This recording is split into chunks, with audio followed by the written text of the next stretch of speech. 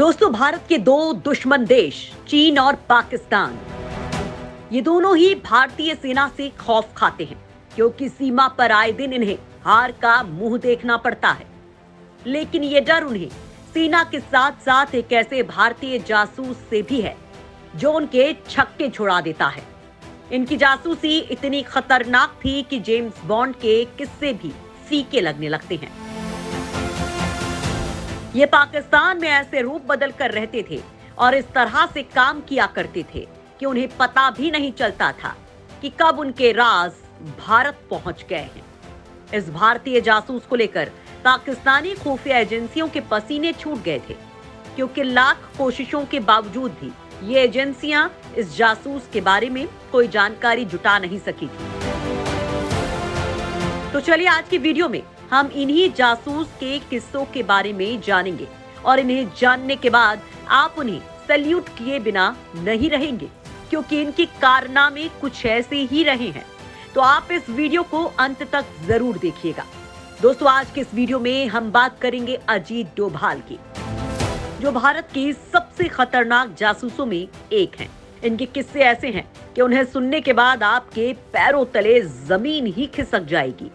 लंबे समय तक पुलिस सेवा में रहने के साथ ही डोभाल ने कई देशों में भारत के जासूस के तौर पर एक लंबा समय बिताया है।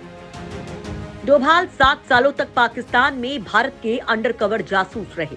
पाकिस्तान में रहते हुए उन्होंने एक मुसलमान व्यक्ति के रूप में खुद को ढाला और कभी भी किसी को ये भनक तक नहीं लगने दी कि वे एक हिंदू हैं। वहीं पाकिस्तान में जासूसी से पहले उन्होंने जूते बनाने का काम भी सीखा, जिससे खुफिया काम के दौरान किसी को शक ना हो। कहा जाता है कि अजीत डोभाल को जासूस बनाने में इंदिरा गांधी की भूमिका रही थी, लेकिन एक बार पाकिस्तान में जासूसी करते वक्त उनके हिंदू होने का भेद लगभग खुल सा गया था। तब वो लाहौर के औलिया की एक बहुत बड़ी मजार के पास रहा करते थे। वहीं पर एक बार एक शख्स जिसकी खुद की लंबी दाढ़ी थी और वो पूरी मुस्लिम वेशभूषा में था, उसने इन्हें रोक लिया और कहा कि तुम हिंदू हो। इस पर डोभाल ने कहा कि नहीं, मैं मुस्लिम हूँ। लेकिन उस व्यक्ति ने फिर कहा कि आप झूठ बोल रहे हैं, आप हिंदू हैं, आपके कान छिदे हुए हैं और एक हिंदू ही अपने कान छिदवाता है। तब डोभाल ने कहा कि मैंने बाद में मुस्लिम धर्म अपनाया है।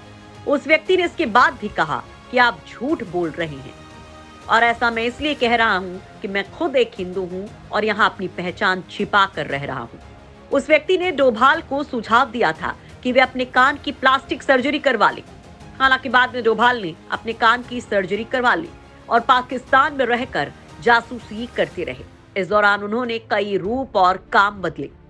दोस्तों, अजीत डोभाल में जासूसी की काबिलियत जन्म से ही थी। उनकी पर्सनल लाइफ की बात करें तो उनका जन्म 20 जनवरी 1945 को उत्तराखंड में पौड़ी गढ़वाल के गिरी बेनसुल गांव में हुआ था। अजीत डोभाल के पिता मेजर जी.एन. डोभाल भारतीय सेना में अधिकारी थे। देश प्रेम का भाव अजीत के अंदर उनके पिता से ही आया था। अपनी शुरुआती पढ़ाई के लिए वो अजमेर आए और वहां उन्होंने मिलिट्री स्कूल से पढ़ाई की।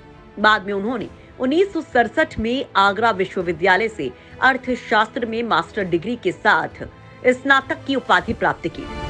इसके बाद उनके शानदार प्रयासों के लिए उन्हें डॉक्टरेट की मानद उपाधि से भी सम्मानित किया गया था। पढ़ाई करने के बाद अजीत डोभाल अपने करियर की शुरुआत पुलिस सेवा से करते हैं।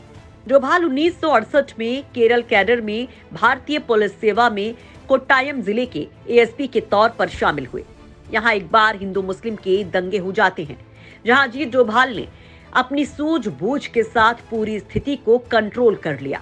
अजीत डोभाल की एक खासियत देखकर तत्कालीन प्रधानमंत्री इंदिरा गांधी भी प्रभावित हो जाती हैं और उन्हें दिल्ली बुला लिया जाता है। इसी दौरान भारत अपना पहला पोखरण में न्यूक्लियर टेस्ट करता है। ये साल था 1972। भारत इसमें सफल भी हो जाता है, लेकिन पाकिस्तान जल भुन जाता है। तब पाकिस्तान के वैज्ञानिक A.Q. खान ने चीन और फ्रांस से न्यूक्लियर टेस्ट के लिए मदद मांगी। तब इंदिरा गांधी को समझ आ गया कि पाकिस्तान के अंदर कुछ ना कुछ खिचड़ी पक रही है जो भारत के लिए सही नहीं है। तब इंदिरा गांधी ने अजीत डोभाल को पाकिस्तान में जासूसी के लिए भेज दिया। यहाँ रावलपिंडी के पास कहूटा नाम की एक जगह थी, जहां खान रिसर्च सेंटर बना हुआ था। इस जगह पर पाकिस्तान न्यूक्लियर टेस्ट की तैयारी कर रहा था। वो यहाँ बाहर भिखारी का रूप लेकर रहे, लेकिन अंदर क्या चल रहा था इसकी कोई जानकारी नहीं थी।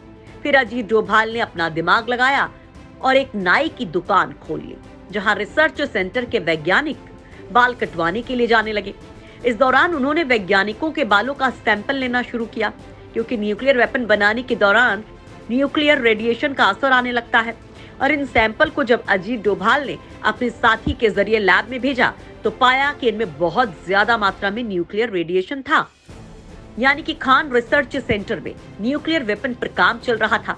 इसके बाद वो रिसर्च सेंटर को उड़ाने का प्लान बनाने लगे, लेकिन तब तक भारत में सत्ता बदल गई और इंदिरा गांधी की जगह मोरारजी देसाई आ गए और उन्होंने कोई भी एक्शन लेने से मना कर दिया। इसके बाद अजीत डोभाल ने इजराइल की खुफिया एजेंसी मोसाद से कांटेक्ट किया। इजराइल ने भी अजीत डोभाल की बात से सहमति जताई, लेकिन मोरारजी देसाई ने उन्हें किसी भी तरह की मदद देने से इनकार कर दिया। तब अजीत डोभाल को वापस भारत आना पड़ा, लेकिन अजीत डोभाल की मेहनत खराब नहीं गई। पाकिस्तान की पोल खुलने के बाद उसे अपनी न्यूक्लियर टेस्ट 15 साल तक के लिए रोकना पड़ा। डोभाल को 90 के दशक में कश्मीर भी भेजा गया। उन्होंने वहां आतंकवादियों को समझाने और आतंकी गतिविधियों पर रोक लगाने की कोशिश की।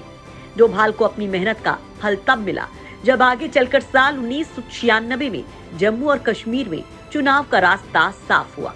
इसके साथ ही साल 1988 में जब कुछ आतंकियों ने अमृतसर पर कब्जा कर लिया था, तब अजीत डोभाल एक रिक्शा चालक बनकर अमृतसर में घुसे और जब आतंकवादी को इन पर शक हुआ तो उन्होंने उन्हें पकड़ लिया। लेकिन दिमाग से चतुर अजीत डोभाल ने उन आतंकवादियों को भी अपनी झांसी में ले लिया और बोले कि वो पाकिस्तान के खुफिया एजेंसी के लिए काम करते हैं। उन्होंने ऐसा इसलिए कहा ताकि सभी आतंकवादी उनकी बात माने। अब अजीत डोभाल ने उन आतंकवादियों की जानकारी ब्लैक कमांडोज को दी। ये अजीत डोभाल की ही सूझबूझ का कमाल था कि हमारे ब्लैक कमांडोज ने उन आतंकवादियों को मार गिराया। इस ऑपरेशन को ब्लैक थंडर नाम से जाना जाता है। अजीत डोभाल की जिंदगी का एक और किस्सा भी काफी फेमस रहा है। ये बात साल 1999 की है। तब इंडियन एयरलाइन के एक विमान को हाईजैक करके कंधार ले जाया गया। तब सरकार ने इन्हें यात्रियों को छुड़ाने के लिए आतंकवादियों से बात करने के लिए बुलाया था। इसके पीछे कारण था उनके बात करने की शैली। उनके बात करने का तरीका ऐसा था कि वो बहुत जल्दी किसी को भी अपनी बातों में उलझा सकते थे और सामने वाला ये समझ ही नहीं पाता था कि वो कब उनके जाल में फंस गया। कुछ ऐसा ही उन्होंने यहाँ भी किया। आपको बता दें कि डोभाल ने 1971 से 1999 तक जितने भी प्लेन हाईजैक हुए थे, उन सब की रिहाई के लिए रणनीति तैयार की थी। उन्हें इंडियन एयरलाइंस के 15 हाईजैक हुए विमानों को रणनीति बनाकर छुड़ाने का अनुभव है। इसके अलावा उन्होंने साल 2015 में मणिपुर में भारतीय सेना पर हुए हमले के बाद म्यांमार की सीमा में घुसकर उग्रवादियों को खत्म करने के लिए किए गए ऑपरेशन में मुख्य भूमिका निभाई थी। साल 2016 में जब भारतीय सेना के उरी स्थित कैंप पर हमला हुआ और जब 2019 में पाकिस्तानी आतंकियों ने पुलवामा में सीआरपीएफ के काफिले को निशाना बनाया, इसके जवाब में भारतीय सेना ने जब एयर स्ट्राइक की तो इस मिशन को सफल बनाने में भी डोभाल ने प्रमुख भूमिका निभाई थी। अजीत डोभाल ने एक दशक से ज्यादा समय तक आईबी के संचालन, विंग का नेतृत्व किया और मल्टी एजेंसी सेंटर के साथ साथ इंटेलिजेंस पर संयुक्त कार्यबल के संस्थापक अध्यक्ष रहे। अजीत डोभाल ने सिक्किम के भारत में विलय के लिए खुफिया जानकारी देने में भी महत्वपूर्ण भूमिका निभाई। मोदी सरकार के आने के बाद 30 मई 2014 को अजीत डोभाल को भारत के 5वें राष्ट्रीय सुरक्षा सलाहकार के तौर पर नियुक्त किया गया। जून 2014 में डोभाल ने आईएसआईएस द्वारा मोसुल पर कब्जा करने के बाद इराक के तिरकित में एक अस्पताल में फंसी 46 भारतीय नर्सों को छुड़वाने में मदद की। डोभाल जमीन पर स्थिति को समझने और इराकी सरकार में हाई लेवल कॉन्टैक्ट बनाने के लिए 25 जून 2014 को इराक गए। हालांकि उनकी रिहाई की सटीक परिस्थितियां स्पष्ट नहीं हैं। वहीं 5 जुलाई 2014 को आईएसआईएल के आतंकवादियों ने नर्सों को एरबिल शहर में कुर्द अधिकारियों को सौंप दिया और भारत सरकार द्वारा एयर इंडिया के एक विमान ने उन्हें कोच्चि वापस घर ले आया। दोस्तों, अजीत डोभाल के कारनामों के ऐसे बहुत से किस्से हैं जो उनकी चालाकी को बयां करते हैं, साथ ही देशभक्ति को भी।